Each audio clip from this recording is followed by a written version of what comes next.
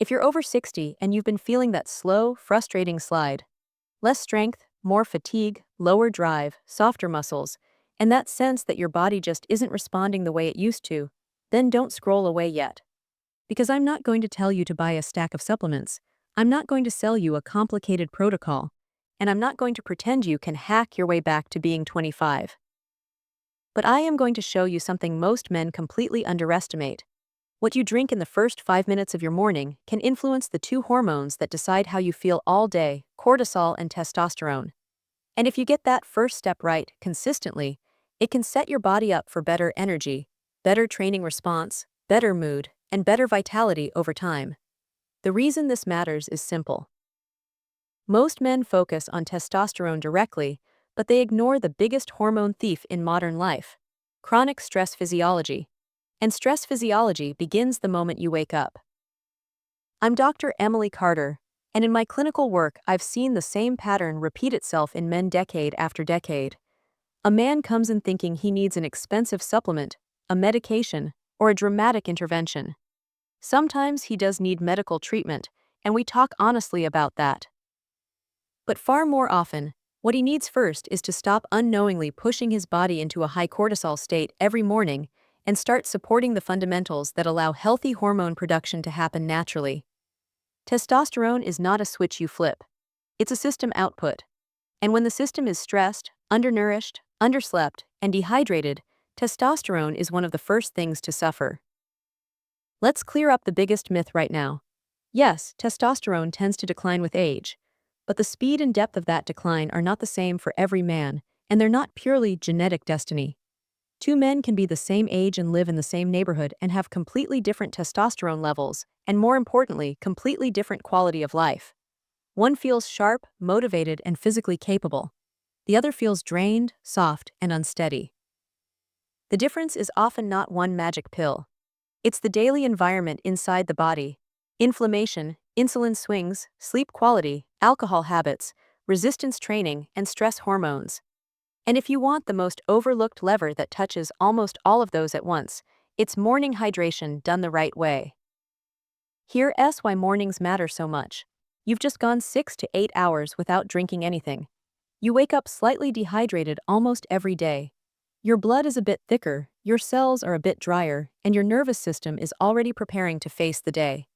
When you wake, cortisol rises naturally to help you become alert. That's normal. The problem is that many older adults push that cortisol rise too far, too fast, and too high, without realizing it, by starting the day with the wrong signals. The most common example is rushing straight to coffee on an empty stomach, or grabbing something sugary or skipping hydration altogether. When cortisol stays elevated too long, it doesn't just make you feel wired and tense. It pushes testosterone down. These hormones have an inverse relationship in many contexts. The more your body runs in stress mode, the less it invests in reproduction, muscle building, and recovery. It's not because your body is broken. It's because your body is prioritizing survival. So the goal is not to force testosterone. The goal is to create a body state where testosterone can rise on its own. And this is where the simple morning drink comes in. It's not a steroid. It's not hormone replacement. It's a supportive routine designed to do three main things: hydrate you effectively, supply key minerals, and prevent an unnecessary cortisol spike caused by dehydration and blood sugar instability.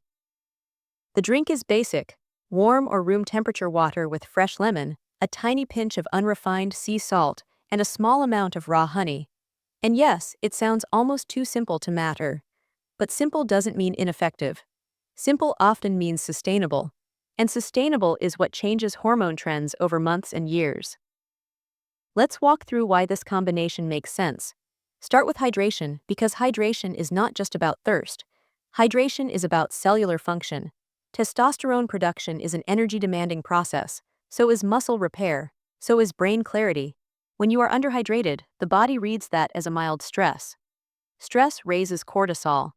Higher cortisol can suppress reproductive hormones and reduce the body's willingness to build and repair. You might not feel dehydrated in the dramatic sense, but even mild dehydration can affect mood, energy, perceived effort during exercise, and stress response. When men tell me they feel tired before noon, I often ask a question that surprises them. How much water did you drink before your first coffee? The answer is usually none. That's not a moral failure, it's just a habit. But it's a habit that matters after 60. The lemon in this drink plays two roles. First, it makes the drink easier to consume consistently. Many people don't enjoy plain water in the morning, especially when they feel slightly nauseous or sluggish after waking. Lemon adds flavor and makes it feel like a purposeful ritual instead of a chore. Second, lemon contributes vitamin C and plant compounds that support antioxidant balance. Why does that matter for testosterone? Because the cells involved in hormone production are sensitive to oxidative stress. Chronic inflammation and oxidative stress can impair hormone signaling over time. Vitamin C also interacts with stress physiology in a way that can be supportive. It doesn't kill cortisol, but it can help moderate stress responses in some people, especially when combined with better sleep and nutrition. In other words, it's not magic, but it's part of building a less inflamed, less stressed internal environment. Now the pinch of sea salt is where most people misunderstand the concept. They hear salt and assume it's unhealthy. But this is not about eating salty processed foods. This is not about raising blood pressure by overdoing sodium. This is about a tiny amount of minerals to improve hydration efficiency. Your body holds water in the right places when electrolytes are balanced. When electrolytes are off, water can pass through you more quickly, leaving you still feeling flat and tired. Unrefined salt can contain trace minerals, though it's not a supplement-grade source. The real benefit here is that sodium helps transport water and nutrients across cell membranes. In the right amount, especially in the morning, it can make hydration more effective and reduce that "I drank water, but I still feel dry" sensation. Then we come to honey, which is the part people either overdo or fear. The script's intent is that a small amount of honey provides gentle energy and helps prevent a stress-driven blood sugar crash. After 60, many people become more sensitive to blood sugar swings. A sharp drop in blood sugar can trigger cortisol and adrenaline, making you feel shaky, anxious, and tired at the same time. That's not the state in which your body prioritizes testosterone. A teaspoon of honey is not a free-for-all. It's a measured tool. Too much turns it into a sugar drink, which can create the exact insulin spike you want to avoid. But a small amount, paired with water and lemon, can act as a gentle bridge that reduces the urge for immediate caffeine and helps the body feel stable until breakfast. The deeper point is this: this drink supports testosterone indirectly by reducing the conditions that suppress it. It's not lemon increases testosterone. Its hydration plus stability reduces stress load, and lower stress load supports healthier hormone output. That is a more honest, believable mechanism, and it sets the viewer up for success because it aligns with how the body actually works. Testosterone improves when the body feels safe, fueled, rested, and trained. It declines when the body feels stressed, inflamed, sleep-deprived, and sedentary. This drink is one small morning move toward safe and supported. A short patient story can still be useful, but it needs to emphasize realistic outcomes. What men often notice first isn't a lab number, it's how they feel: more stable energy, better mood, less afternoon crash, better workouts, better sleep when combined with other habits. Those changes create a positive loop. When you feel better, you move more. When you move more, insulin sensitivity improves. When insulin sensitivity improves, inflammation drops. When inflammation drops and sleep improves, testosterone has room to rise. Again, not overnight, but measurably over time for many men. Now let's address the part that keeps viewers watching: the mistakes. The reason mistakes sections perform well is because they create curiosity and self-diagnosis. People think, maybe I tried something similar but it didn't work because I did it wrong. That keeps them engaged. But the mistakes need to be framed carefully so they don't create fearmongering. For example, saying tap water disrupts your endocrine system can be too strong and may undermine trust. A better approach is, if you can, use filtered water for taste and to reduce some contaminants, but don't let perfect be the enemy of done. Keep the advice practical and believable. Here are the most common reasons men don't feel a difference from a morning routine like this. The first is they drink it too cold. Ice water first thing in the morning can be unpleasant, and for some people, irritating to the stomach. Warmth makes the ritual smoother and may reduce stress response. The second is they use bottled lemon juice or sugary lemon drinks instead of fresh lemon. Many bottled versions contain additives, and many healthy lemon drinks have more sugar than people realize.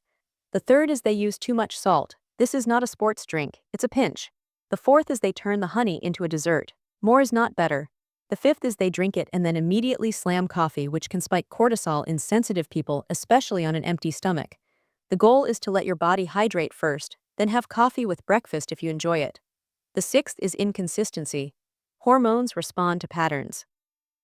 If you do it twice and then forget for a week, you'll never know what it could have done.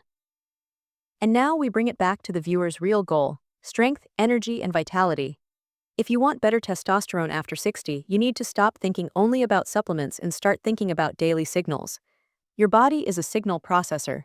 It looks at sleep, stress, training, food, and hydration, and then decides what hormone profile best fits that environment. So the morning drink is not the whole plan, it's the first domino. It sets the tone. And when the tone is calmer and more stable, everything else becomes easier. You're more likely to eat breakfast instead of running on caffeine, more likely to train, more likely to choose real food, and more likely to sleep well because your stress system isn't constantly overclocked. The routine itself should be simple enough that someone can do it tomorrow without thinking. You wake up. You drink 1 glass of warm or room temperature water with fresh lemon, a pinch of unrefined salt, and 1 teaspoon of raw honey. You sip it slowly. You wait 15 to 30 minutes before coffee. You then eat a protein-containing breakfast. And you do it daily for at least 30 days before judging it. If you want to be even more systematic, you track 3 things: morning energy, afternoon crash, and workout performance. And if you want to include medical reality, you also test testosterone properly: morning total testosterone, free testosterone if appropriate, and related labs depending on your clinician's advice. Because symptoms can have multiple causes, and you deserve clarity. It's also important to be honest about who should be cautious. Men with diabetes need to account for the honey. Men with hypertension need to be cautious about salt and follow medical guidance. Men with reflux may need less lemon or more dilution. And men with significant symptoms of low testosterone, erectile dysfunction, depression, very low libido, anemia, osteoporosis, should not rely only on kitchen remedies. They should get evaluated. The drink can be supportive, but it's not a replacement for medical care when it's needed. Including these points strengthens credibility and keeps the message responsible. Now let's craft the improved hook, and ending in a way that feels natural, confident, and engaging, without copying the original phrasing. Improved opening hook integrated into the script. If you're waking up tired, losing strength, and feeling like your drive is fading after 60, you're probably being told the same lazy explanation. That's just aging. But what if part of the problem is happening before you even eat breakfast? What if your first morning habit is quietly raising cortisol and making testosterone harder to produce all day? There's a simple drink you can make in 2 minutes that supports hydration, minerals, and stress balance. 3 things your testosterone depends on. It won't replace medical care when it's necessary, but it can be a powerful daily foundation that many men have never tried correctly. Now a proper ending that wraps the theme, gives a clear action step, and keeps people engaged. Tonight, don't overthink this. Your goal isn't to chase a miracle. Your goal is to create a body environment where hormones can recover. Tomorrow morning, before coffee, before news, before stress hits your nervous system, give your body 1 calm signal. Hydrate with purpose. Make the drink once, then do it again the next day and the next. Give it 30 days and pay attention to your energy, your mood, your training, and your sleep. If you want the most powerful next step after this drink, it's not another supplement. It's the 2 habits that multiply testosterone the most after 60: resistance training and sleep timing. If you want, I'll walk you through a simple weekly routine that's safe for joints and designed specifically for men who haven't trained in years. For now, start with what's easy, cheap, and consistent. Small daily signals create big long-term changes, and your vitality is built 1 morning at a time.